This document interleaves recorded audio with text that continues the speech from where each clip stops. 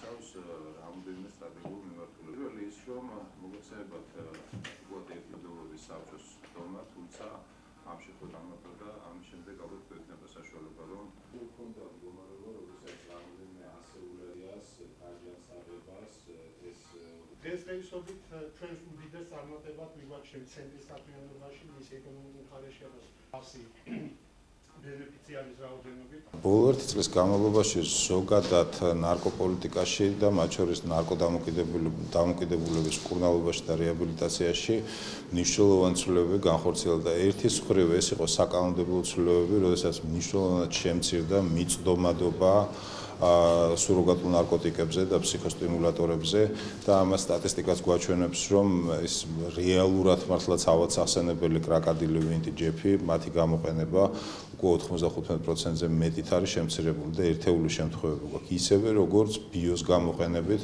ბოლო თვეების განმავლობაში არც ერთი ადამიანი აღარ არის ამ ფსიქოსტიმულატორის გამოყენებით დაზიანებული და დაზარალებული. განხორციელებულმა ცვლილებებმა არა მარტო საკანონმდებლო, არამედ საორგანიზაციო ცვლილებებმა საშუალება მოგცო, რომ მნიშვნელოვანი თანხები დაგვეზოგა, რომელსაც ისევ რა თქმა უნდა ამ საქმისთვის გამოვიყენებთ.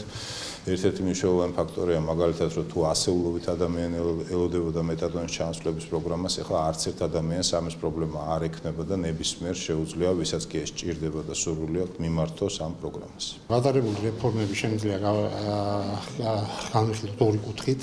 იყო ჩვენი ცენტრის შიგნით მიმდინარე ცვლილებები, რომელიც უკავშირდებოდა სწორედ იმის შესაძლებლობას, რომ პროგრამები ახალ დიზაინით სახელმწიფოს მიერ შეთავაზებული განსაკუთრებით ეფექტური და სწორი ყოფილიყო და მეორე ნაწილი, რომელსაც სახელმწიფო დონეზე ჩვენ მონაწილეობდით, ჩვენი ცენტრის წარმომადგენლები სტრატეგიის ჩამოყალიბებაში, რისი პირველი ეტაპიც გახლავთ სწორედ ის რეფორმები, რომელიც ნარკოპოლიტიკის კუთხით ტარდება.